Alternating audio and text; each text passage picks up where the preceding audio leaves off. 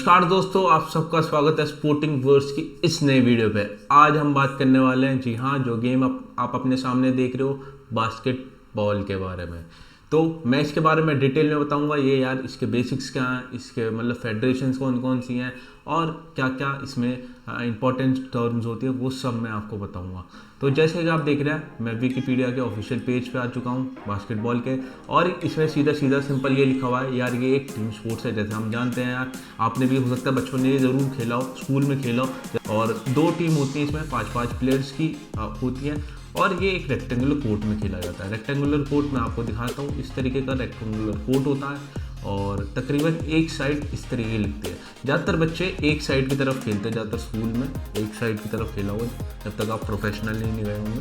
तो rectangular court होता है। इसमें सिंपल ये होता है, जैसे आपने लड़की को देखा और यहाँ पे देख सकते हो, इस बॉल को, इसको कहते हैं बास्केटबॉल, और इसको क्या डालना होता है, यहाँ पे हूप में डालना होता है, जिसको आप कह सकते हो नेट कह सकते हो इसका। तो यहाँ पे नेट में डालना होता है, और तकरीबन बॉल का जो साइज़ होता है वो तकरीबन 24 सेंटीमीटर डाया में होता है। उसका व्यास जो होता है 24 सेंटीमीटर होता है। इसके बाद अगर आप हूप देखोगे, जो इसका नेट है यहाँ इसके अंदर डालना, वो तकरीबन 46 उसका डायमीटर होता है, और ये 10 फीट की ऊंचाई पे लगा हुआ होता है। तो हाँ, अगर आपकी जो हाइट है वो अच्छी है, तो आपको इस स्पोर्ट्स में मदद मिलेगी, बिल्कुल मिलेगी। और ये लगा होता है बैकबोर्ड पे, बैकबोर्ड इसके पीछे, जैसे ब्लैक बोर्ड होता है लिखने के लिए, वैसे ही इस नेट को कहीं टिका हुआ होगा, तो उसे हम बैकबोर्ड कहते हैं, जो लगा हुआ होता है। इसके बाद अगर आप देखोगे तो सिंपल ये होता है, जैसे मैंने बताया, ज़्यादा से ज़्यादा इस बॉल को हूप में डालना होता है, ज़्यादा बारी, और जो पीछे इसे डिफेंड कर रहे होते हैं प्लेयर्स, उनकी कोशिश ये होती है ये किसी तरह के ना हो पाए, ये गोल जो है वो ना हो पाए। ज़्यादातर फील्ड गोल जब होता है तो 2 पॉइंट दिए जाते हैं। मेरा मतलब क्या है, जैसे आप यहाँ पे देख रहे हो 3 पॉइंट लाइन है, अगर आप इसके अंदर से यहाँ पे हूप है, यहाँ पे डालो गोल, तो यहाँ पे आपको यहाँ पे 2 पॉइंट मिलेंगे। लेकिन आप 3 पॉइंट के बाहर से डाल लो तो आपको 3 पॉइंट मिलेंगे। तो ये चीज़ है इसमें, 3 पॉइंट और 2 पॉइंट। इसके बाद अगर आप फाउल करते हो किसी तरीके का, उसमें क्या होता है, पूरा गेम जो होता है उसे वहीं रोक दिया जाएगा, और आपको फ्री थ्रो मिलेंगे। फ्री थ्रो आप देख सकते हो, ये फ्री थ्रो की लाइन है, यहाँ पे आपको दिख रही होगी, फ्री थ्रो का सर्कल दिख रहा होगा, इसके अंदर से खड़े होकर आपको यहाँ पे हूप में डालना होता है। लेकिन इसमें क्या होता है कि जो आपको कोई रोकेगा नहीं, आपके कोई सामने नहीं आएगा, आपको कोई डिफेंड नहीं करेगा। दोनों टीम के प्लेयर साइड बाय साइड खड़े हो जाएंगे, और आपको फाउल के अकॉर्डिंग आपको या तो 1 चांस मिल सकता है, या 2 या 3 चांस मिल सकते हैं, और एक ही पॉइंट मिलेगा। इसमें सबसे इम्पोर्टेंट ये है। और आखिर में वही होगा यार, जो सबसे ज़्यादा मतलब पॉइंट्स या सबसे ज़्यादा हूप में गोल डाल देगा वो जीत जाएगा, सबसे ज़्यादा पॉइंट्स उसके आ जाएंगे वो जीत जाएगा। अगर बराबरी हो जाती है तो ओवर टाइम आ जाता है। इसी तरीके से क्या होता है, ड्रिबल के बारे में इसमें बताया गया कि ड्रिबल क्या होता है कि जैसे ये लड़का, इसको आगे बढ़ना है, इसको करने के लिए क्या करना है, ये तो चलेगा या दौड़ेगा, और ये इसके साथ ही इसे बॉल को बाउंस करना पड़ेगा ज़मीन के साथ। जैसे आपने वीडियो में शुरू में भी देखा हो, जब लड़की आगे बढ़ती है तो वो बॉल को ज़मीन में मारती है, टकरा के उसके हाथ पे वापस आती है, तो इसको हम ड्रिबल कहते हैं। और यही तरीका है बॉल को आगे बढ़ाने का, ड्रिबल करो, भागो, उसके साथ भागो या चलो, या अपने टीममेट के किसी को उसको पास कर दो आप। तो ये इस तरीके से इसमें आगे बढ़ा जा सकता है। और कुछ टेक्निकल टर्म्स इसमें बताया कि आप ले अप कर सकते हो, आप जंप शॉट ले सकते हो, मतलब वही गोल करने के लिए सीधा आपने क्या करा, एक जंप से मारा और दोनों हाथों से जंप शॉट मार दिया। ऐसे ही डंक होता है, डंक भी आप इस तरीके से। तो इन थोड़ी टर्म्स को मैं किसी और वीडियो में समझाऊंगा डिटेल में, अभी हम आगे चलते हैं। और इसके बाद ही जैसे आप डिफेंडर हो तो आप उसको ड्रिबल करती हुई बॉल को वापस ले सकते हो, इंटरसेप्ट कर सकते हो, उस शॉट को ब्लॉक कर सकते हो हवा में। तो इस तरीके के ये होता है। एक होता है रिबाउंड होता है। रिबाउंड क्या होता है, जैसे मान लो आपने बॉल मारी, शॉट मारा गोल के लिए, लेकिन वो हुआ नहीं, वो क्या हुआ, यहाँ पे बोर्ड से टकरा के वापस आ गई बॉल, तो उसे कोई भी ले सकता है, उसे हम रिबाउंड कहते हैं, और उसे कोई भी ले सकता है और अपना गेम को आगे बढ़ा सकता है। एक मेन पॉइंट इसमें क्या आता है, वायलेशन। जैसे मान लो आप चलते हो, तो चलते आप 2 पैर से, पहले आप एक पैर उठाओगे फिर आप दूसरा पैर उठाओगे। इसमें क्या होता है, एक पैर क्या होता है, पिवटल फुट होता है, मतलब आपने एक पैर उठा लेकिन दूसरा पैर उठाओगे तो ही तो आप आगे चलोगे। तो ये कहते हैं कि जब आप दूसरा पैर उठाने से पहले आपको एक बारी ड्रिबल जरूर करना पड़ेगा, एक बारी बॉल को ज़मीन पे जरूर मारना पड़ेगा, तभी आप जो लास्ट दूसरा पैर है उसको तभी आप आगे बढ़ा सकते हो। ये मेन वायलेशन, अगर आप ऐसा नहीं करते तो वायलेशन माना जाता है इस तरीके से।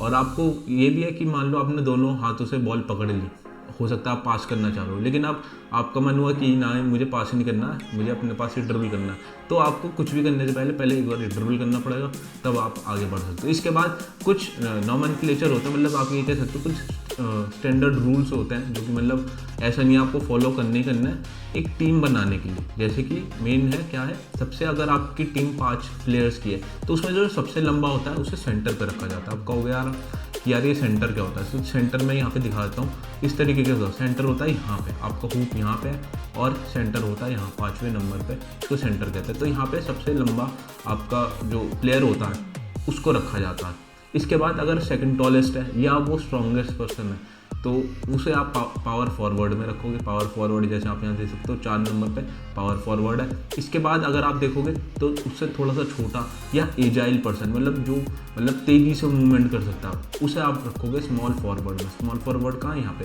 सेंटर के पीछे स्मॉल फॉरवर्ड 3 नंबर पे। इसके बाद आप अगर आगे बढ़ोगे तो सबसे शॉर्टेस्ट प्लेयर को या जो सबसे बढ़िया तरीके से बॉल को हैंडल कर सकता है उसे आप रखोगे शूटिंग गार्ड पे, तकरीबन 2 नंबर पे रखोगे आप।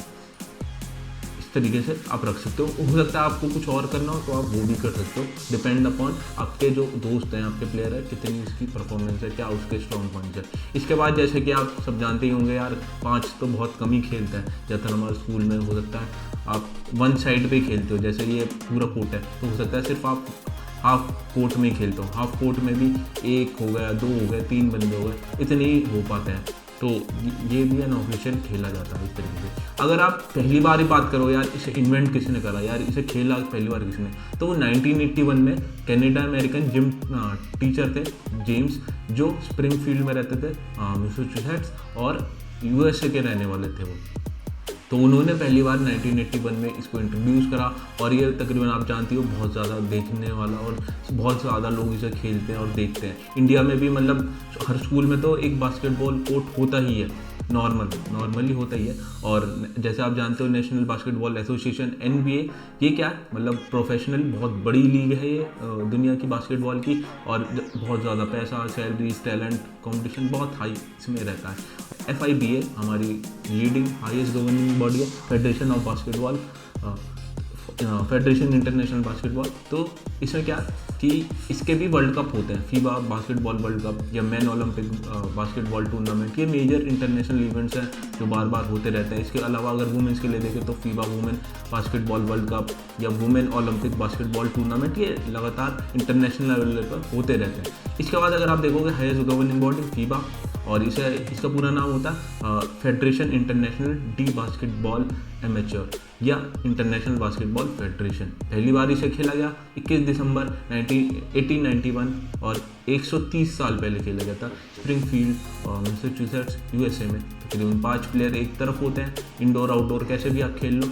और ये ओलंपिक्स में डेमोन्स्ट्रेटेड लेवल पे था 1904 और 1924 में, और ये एक परमानेंट पार्ट है और समर ओलंपिक्स का 1936 से, और पैरा ओलंपिक्स भी का भी ये पार्ट है। तो इसके बाद हम चलते हैं थोड़ा सा आगे। अगर आप यार बास्केटबॉल में इंटरेस्टेड हो तो यार मैं थोड़ी सी एडवाइस देना चाहूँगा बिल्कुल कि यार आप शुरुआत कैसे कर सकते हो, खेलना शुरुआत कैसे कर सकते हो। तो यार आप सब जानते हो यार कि अगर आप शुरुआत कर रहे हो, आप सिर्फ ये देखना चाहते हो मेरा इंटरेस्ट है कि नहीं है, या आप इस वीडियो से मोटिवेट होकर खेलना शुरू कर देते हो और कैसे खेलोगे, तो यार मैं तो एक सिंपल जुगाड़ बता सकता हूँ यार कि आप उसको ट्राई कर सकते हो। तो यार मैंने जैसे करा था, छत पे एक बकेट टांग सकते हो, कोई पुरानी पेंट की हो गई उसे नीचे बेस उसका क्लियर करके आप छत से बांध सकते हो, और फुटबॉल के साथ आप प्रैक्टिस कर सकते हो, ये देखने के लिए कि आपको इंटरेस्ट आ रहा है कि नहीं आ रहा है। लेकिन अगर आप जुगाड़ से थोड़ा सा ऊपर उठना चाहते हो, आप कहना चाहते हो यार आज के ज़माने में ये सब कौन कर रहा है, हमारे पास थोड़ा ठीक ठाक पैसा है, हम कर सकते हैं, हमें बताओ एक्चुअल में क्या चीज़ें चाहिए, तो यार ये होते हैं बास्केटबॉल, और उसका ये नेट होता है। ये जो बास्केटबॉल होती है इसे नेट में डाला जाता है। और अगर आप इसे ख़रीदना चाहते हो तो निविया का ये बास्केटबॉल और कैल्प बास्केटबॉल रिंग है, आप इसे ख़रीद सकते हो। तकरीबन ये 1200 के आसपास का है, और 10 दिन की रिप्लेसमेंट हो जाती है, और एलॉय स्टील का बना हुआ है ये मटेरियल, और फ्रेम भी एलॉय स्टील का, और वॉल माउंटिंग मतलब ये दीवार से टिक जाएगा। तो आप इसे खरीद सकते हो। पसंद नहीं आता तो यार वापस कर देना, कोई दिक्कत वाली बात नहीं है। इसमें साइज़ आप सेलेक्ट कर सकते हो 5, 6 या 7, और उसके हिसाब से आप इसको आके प्रैक्टिस कर सकते हो अपने दोस्तों के साथ। आप प्रैक्टिस कर सकते हो। इसके अलावा यार अगर आप पेरेंट्स हो और आप ये देख रहे हो कि यार कि मैं अपने बच्चों को क्यों खिलाऊँ बास्केटबॉल, यार मतलब क्यों मैं इनिशिएट करूँ अपने बच्चों को कि हाँ भाई इसे खेलो जरूर, अगर स्कूल में हो रहा है तो यार ये कार्डियोवैस्कुलर हेल्थ मतलब काफ़ी बढ़िया होगी आपके बच्चे की। हैंड आई कोऑर्डिनेशन बहुत बढ़िया हो जाता है। एजिलिटी मतलब मूवमेंट, रफ्तार है, सुस्ती नहीं रहती है, एजिलिटी आती है। क्रॉस ट्रेनिंग में मदद मिलती है।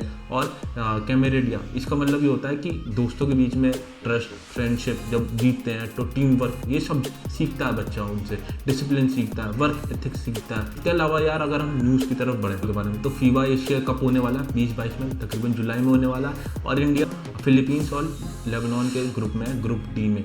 और इंडिया इस वक्त नंबर 80 पे आता है, 80 पे। और ये जुलाई में टूर्नामेंट होने वाला है एशिया कप। और इसके अलावा आप देख सकते हो और 12 जुलाई से 24 जुलाई तक ये इंडोनेशिया जकार्ता में होने वाला है। और इसमें ये इंडिया मैन बास्केटबॉल टीम इसमें पार्टिसिपेट करने वाली है। तकरीबन 16 कंट्रीज़ है जो हमारी इस कप के लिए, फीबा एशिया कप के लिए पार्टिसिपेट करेंगे, फाइनल्स में 8 के लिए। इसके बाद अगर आप ये देखोगे तो न्यूजीलैंड जो है जो हमारे ग्रुप में है वो तकरीबन नंबर 27 है ग्रुप डी में। और जो हमारी न्यूजीलैंड आती है वो 33 नंबर पे वर्ल्ड में। और फिलीपींस 55 पे। और लेबनान भी बढ़िया टीम है। तकरीबन आप देख सकते हो कि मतलब इंडिया को काफ़ी हाई कंपटीशन मिलेगा। और अगर आप ग्रुप्स की तरफ बढ़ो तो ग्रुप ए में Australia, Saudi Arabia, Jordan, Indonesia. Group B में China, Chinese Taipei, South Korea भी है इसमें और बहरीन भी है इसमें। और ग्रुप सी में आ जाते हैं आपके ईरान, जापान, कजाकिस्तान, सीरिया। और ग्रुप डी में न्यूजीलैंड, इंडिया, लेबनान और फिलीपींस। तो ये थी लेटेस्ट न्यूज़। और यार आप इंटरेस्टेड हो तो जुलाई में ज़रूर फॉलो करना। मैं भी इसके रिजल्ट जो है वो बिल्कुल लाऊंगा। अगर आप इसके बाद यार आप कहते हो यार मुझे और जानना है, यार मुझे इसी वक्त और जानना है बास्केटबॉल के बारे में, तो यार एक ये चैनल है रोहन जी का। ये बहुत बढ़िया बास्केटबॉल के बारे में बताते हैं। थोड़ा बहुत मैंने भी इनके बारे में देखा, मतलब सही सिखाते हैं बास्केटबॉल के बारे में। आप बेसिक बहुत सही सीख जाओगे। तो आप इन्हें फॉलो कर सकते हो, इनका सब्सक्राइब कर सकते हो चैनल। इनका जो लिंक है मैं डिस्क्रिप्शन में आपको प्रोवाइड कर दूँगा। आप अगर स्पोर्ट्स न्यूज़ में इंटरेस्टेड हो और आप डेली उन्हें कंज्यूम करना चाहते हो तो आप हमारे इंस्टाग्राम चैनल पर आ सकते हो, स्पोर्टिंग वर्स 2। इसमें तकरीबन 77 पोस्ट है और लेटेस्ट आप देख सकते हो। ये अपडेट मैं रोज़ अपडेट डालता रहता हूँ। ये कल ही की 3 न्यूज़ ये कल ही की हैं। तो आज के लिए सिर्फ इतना ही रखते हैं यार। अगर आपको अच्छा लगा तो यार कमेंट करना, लाइक करना, सब्सक्राइब ज़रूर करना यार, क्योंकि बहुत सारे लोग सब्सक्राइब नहीं करते हैं। और इसके अलावा यार अगर आपको इंटरेस्ट हो तो आप चेकआउट ज़रूर करना बास्केटबॉल को, और उसके नेट को आप ले सकते हो, देख सकते हो। And thanks for watching this video. Thank you.